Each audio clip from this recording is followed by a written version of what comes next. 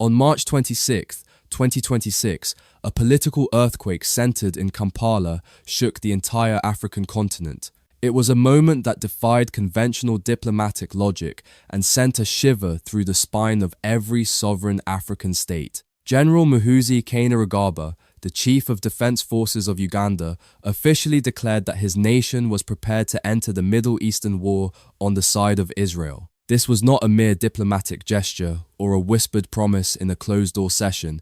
It was a loud, unprompted volunteer pledge to send African sons to die in a conflict thousands of miles away against Iran, a nation that has never fired a single bullet at Kampala. We are witnessing a moment of profound irony and deep geopolitical tension. While most of the international community is busy calculating the cost of a potential nuclear exchange in the Middle East, a voice from the heart of East Africa has suddenly risen above the noise. It did not rise to call for peace or to demand a ceasefire. Instead, it rose to volunteer for the front lines of a superpower firestorm. This is the ultimate question we must confront. Are we seeking justice, or are we witnessing the ultimate betrayal of our own ancestors' sacrifice for a cause that does not even recognize our humanity? Stay with us, this is more than a headline, it is a hinge in history. If this story resonates, show your support with a like, a comment, or a subscription. It means more than numbers, it keeps the story alive. Ibrahim Traoré once said that a slave who cannot assume his own revolt does not deserve to be pitied. He alone is responsible for his misfortune if he believes the deceitful promises of a master who only seeks to use his body as a shield. These words echo today with a haunting clarity. As we watch leaders trade African dignity for foreign approval, Burkina Faso and a new generation of visionaries stand at a crossroads. The path to freedom is being blocked by those who still carry the chains of mental colonization in their minds. The digital landscape was set ablaze by statements from Kampala that many at first thought were a joke. But the reality is far more sobering. General Muhoozi, the man who commands the entire military of Uganda and happens to be the son of President Yoweri Museveni, declared what he termed a holy war. He took to his social media platforms to tell the world that if Israel is ever in danger of being defeated, the Ugandan People's Defense Forces will enter the fray. He even went as far as to claim that a single brigade of his soldiers could occupy Tehran in a matter of days. To observers in Washington and Tel Aviv, this might have seemed like a consequence of a curious distraction, but for those who care about the dignity of the African continent, it felt like a punch to the gut. Think about the gravity of this situation. Uganda is a sovereign nation with its own borders to secure and its own people to feed. Yet, its highest-ranking military officer is offering up the lives of African children as a sacrificial lamb in a game of global chess, where we are not even the players, but merely the pawns. Why would an African leader volunteer for a war no one invited him to? Why would he boast about a national wealth he claims is $100 billion, though economists confirm it is barely half that, just to justify why he should be allowed to send his people to die for a foreign flag? Mainstream media often avoids the hard questions. If an Iranian general suggested intervening in an African conflict to topple a pro-Western regime, the headlines would be screaming about state-sponsored terrorism. But when an African general volunteers to fight for a Western ally, it is met with a patronizing pat on the back or a quiet, complicit silence. This double standard is exactly what keeps our continent in a state of perpetual dependency. We are being taught to value the security of Jerusalem or the interests of the United States over the stability of our own neighbors. In this 2026 crisis, the stakes are higher than they have ever been. The United States is already moving paratroopers and Marines into the region, preparing for what looks like a calculated strike. They are not looking for more partners, they are looking for triggers. And here is Uganda offering itself as that trigger. Education is our only weapon against this cycle of betrayal. We must understand that a nation's military should be the shield of its people, not a mercenary force for hire to the most prestigious ally. When a leader invokes the blood of a foreign soldier to justify a future war, he is choosing a legacy of subservience over a future of true independence. This declaration is a wake-up call. It shows us that the chains of the past are not just physical, they are deeply embedded in the psychology of power. But to truly understand why a man in such a position would make such a staggering commitment, we have to look back at the shadow of the past, at a bond forged in 1976 that now threatens to drag a sovereign state into the fire. The relationship between these two nations did not begin yesterday. It was forged in the 1960s and 70s, a time when Israel was looking for friends in newly independent African states to counter its isolation in the Middle East. They built roads, they trained the military, and they even mentored a young officer named Idi Amin. Yes, the infamous dictator was once a close friend of the Israeli establishment until he turned against them in a fit of radical shifts. But the defining moment, the event that truly cemented this bond in the minds of the current Ugandan elite, happened in 1976 at the Entebbe airport. For those who do not know the history, a passenger jet was hijacked and brought to Uganda. The Israeli military launched a daring rescue mission that became the stuff of Hollywood movies. In that firefight on African soil, only one Israeli soldier was killed. His name was Yonatan Netanyahu, the older brother of the current Israeli Prime Minister. For the leadership in Uganda today, particularly for Muhoozi, this historical event has been transformed into a tool for modern political leverage. Just recently, the general announced that a monument, a statue of Yonatan Netanyahu, would be erected at the very airport where he fell. Let us take a moment here, not to rush forward, but to give thanks. Write a comment with a simple thank you to Traore, to Burkina Faso, or to the spirit of sovereignty itself. Gratitude is not a formality, it is recognition, it is dignity expressed in words. When you add your voice of thanks, you are not just engaging with a video, you are standing in solidarity with a story of freedom and pride. So, before we continue, take this pause to comment your thank you. Together, those words become a beacon that shines far beyond the screen. Imagine this from the perspective of an elder in a village in northern Uganda, a man who has seen decades of war and poverty. He sees his government spending resources to build a statue for a foreign soldier, while the names of African heroes who died fighting for Ugandan independence are often left in the dust. This is the essence of what we call mental colonization. When the symbols of your pride are imported from the outside, your loyalty will inevitably follow.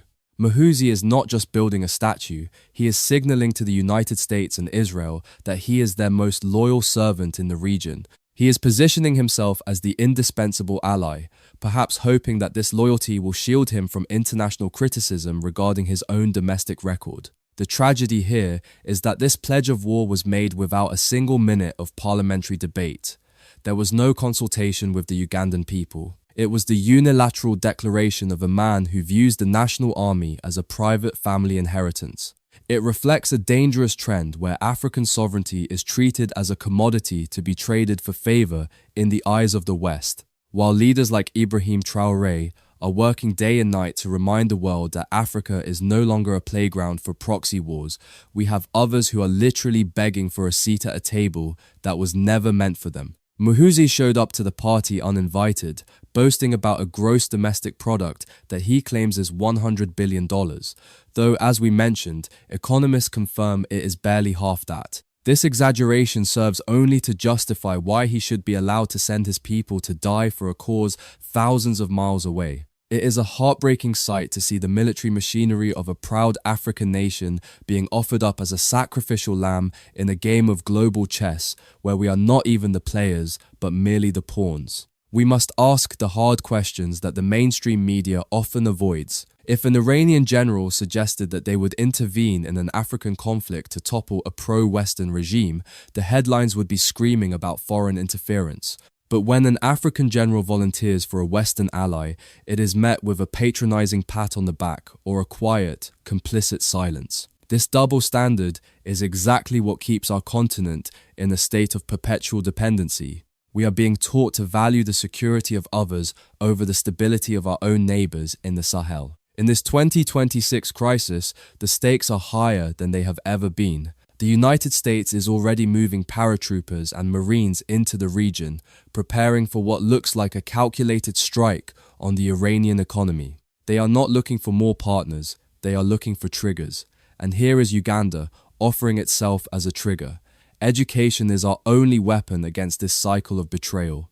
We must understand that a nation's military should be the shield of its people, not a mercenary force for hire to the highest bidder or the most prestigious ally. When Muhoozi invokes the blood of Netanyahu to justify a future war, he is choosing a legacy of subservience over a future of true independence. He is choosing to ignore the blood of the millions of Africans who are currently suffering from the economic fallout of this very conflict. Until we recognize that our children's lives are worth more than a statue at an airport or a nod from a foreign capital, we will continue to be dragged into wars that are not ours to fight. This is the reality of March 2026, a time of great peril, but also a time for a great awakening of the African spirit. But key political leverage is not enough to convince a population to march into a desert storm. The elite turn to a much more ancient and powerful tool. They have begun to weaponize the very soul of the people, using the most sacred thing they possess to lead them into a slaughter that only benefits the global elite and the military-industrial complex of the West. The most chilling aspect of this entire declaration from Kampala is not found in the tactical maps of the Middle East or the sudden movement of troops, but in the spiritual justification used to authorize the shedding of African blood. To understand the depth of the trap we are discussing, we must look at the specific words chosen by General Muhoozi Kainerugaba. He did not merely speak as a commander, he spoke as a crusader. He invoked the name of Jesus Christ and quoted the ancient words of Deuteronomy 33:29, claiming that Israel is a people saved by the Lord and that it is the religious duty of Uganda to act as their shield. This is where we must pause for a moment of deep reflection and education, because what we are witnessing is the most sophisticated form of mental slavery ever devised. It is a psychological cage where the prisoner is taught to love his bars and to fight and die for the very system that holds him in place. When an African general uses a foreign religion to justify sending his soldiers to die in a foreign war, we have to ask, who gave us this religion and whose interest does it serve today? Before we reveal the next chapter, which is perhaps the most powerful assertion of sovereignty you will ever hear, I want to pause and speak directly to you. If this channel has moved you, if these stories are touching something deep in your spirit, then consider becoming a member, not for exclusive content or perks, but because supporting this channel is directly supporting narratives that mainstream media refuses to tell. Every membership is a vote for Sankara's Echo's mission. Every member becomes a co-creator of the revolution we are documenting. Join us. Stand with the principle that African wealth belongs to Africa.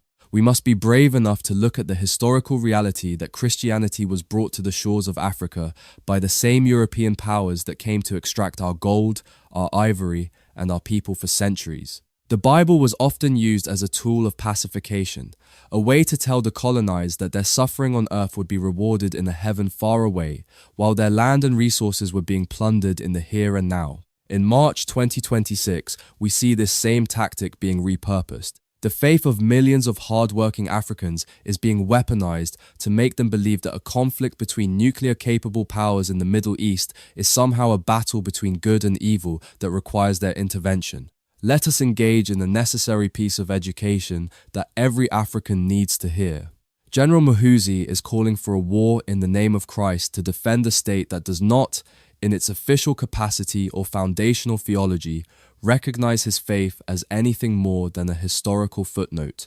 There is a profound and tragic irony in an African leader pledging his army to those who do not share his religion and, in many extreme cases, refer to all outsiders as people whose lives are an afterthought. This is the mental trap in its purest form.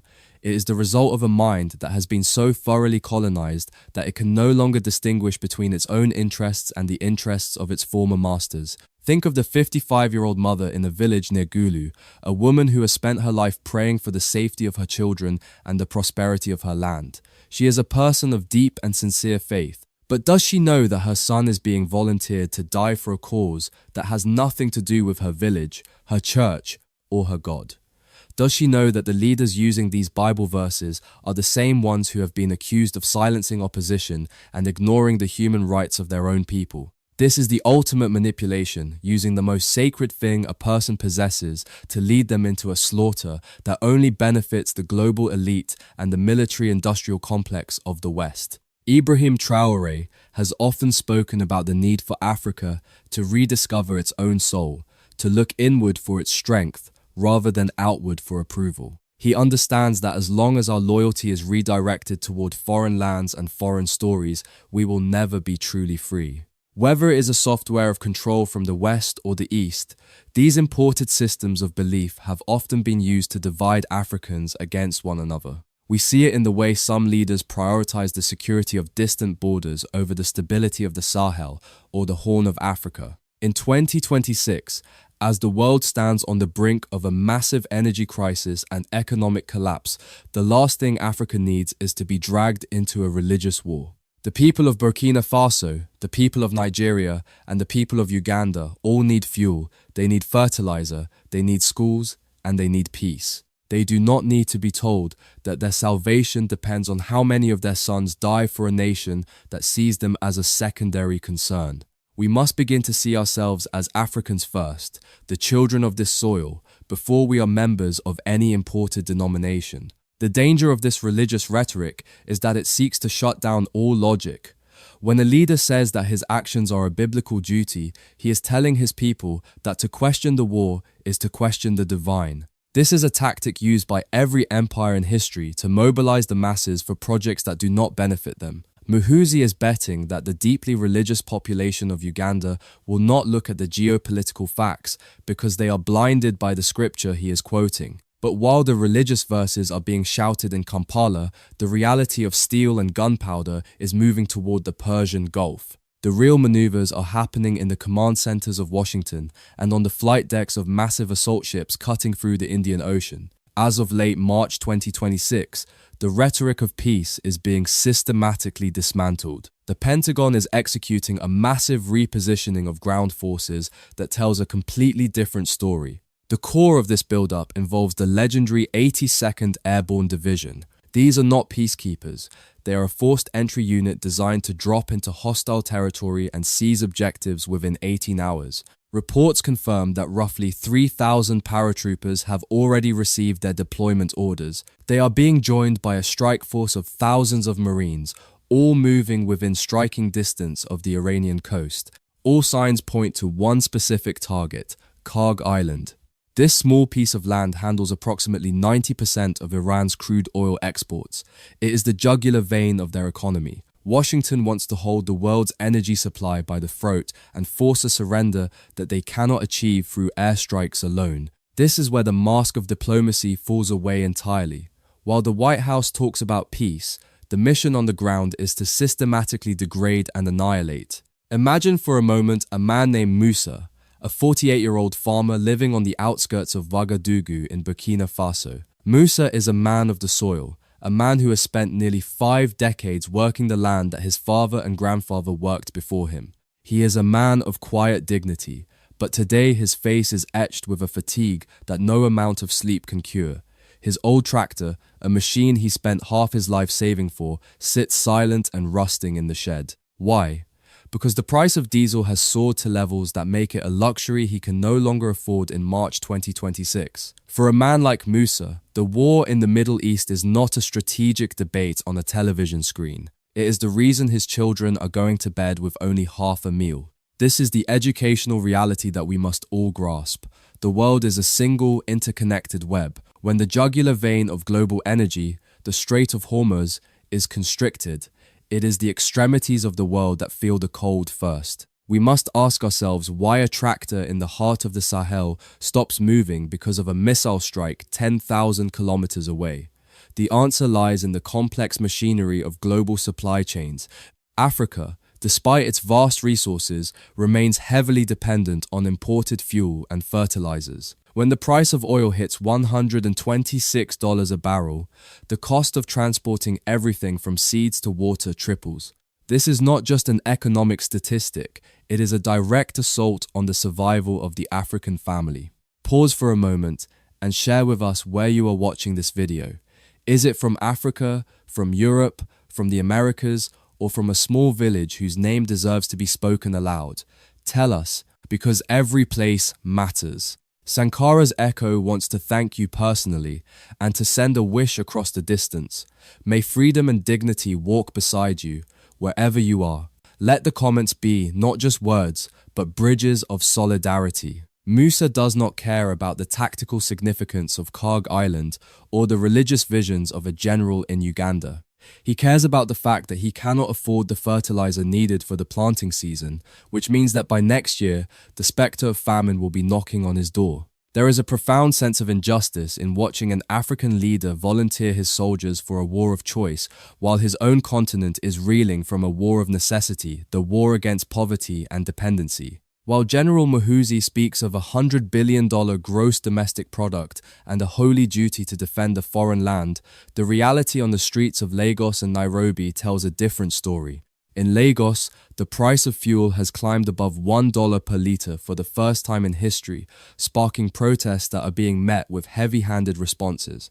This is the price of failure that our leaders never mention. They talk about glory and alliances, but they never talk about the thousands of sailors, many of them African, who are currently stranded at sea because insurance companies have pulled coverage for ships in the Persian Gulf.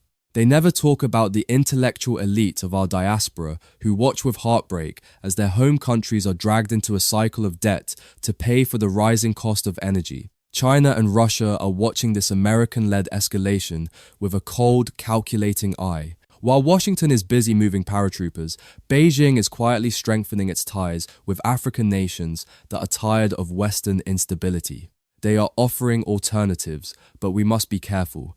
Education tells us that changing one master for another is not the same as being free. The reaction from other African nations has been a mixture of silence and hushed frustration. Many are afraid to face sanctions, but in the halls of the African Union, there is a growing realization that our continent is being used as a pawn. Once again, the only ones speaking with clarity are the voices of the new generation who understand that African blood must only be shed for African soil and African dignity. The strategic map that Washington draws does not include the village of Musa.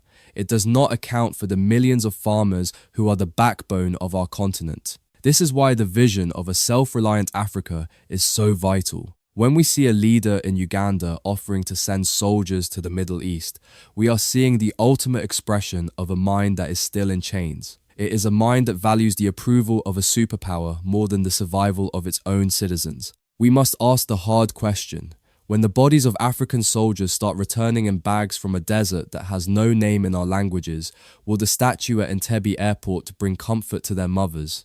Will the Bible verses fill the empty stomachs of the children in Kampala? What you have witnessed today is not a conclusion, but an opening. Africa's story of pride and independence is still being written, and each voice that joins makes the chorus stronger. Subscribe now, not as a favor, but as a commitment to follow this journey, because the next video will not just continue the story, it may reshape how you see the world. Do not let this moment pass into silence. Subscribe and stand ready for the chapter that comes after this one. The era of the volunteer slave is ending, and the era of the sovereign light is being born through the courage of leaders like Ibrahim Traoré and the resilience of every farmer, student, and mother who refuses to bow to foreign masters. Africa stands at a historical crossroads, where the path of Burkina Faso serves as a blueprint for a continent finally reclaiming its own power. We are the keepers of this land, the protectors of this legacy, and the architects of a destiny that follows the uncompromising spirit of Ibrahim Traoré into a new age of justice.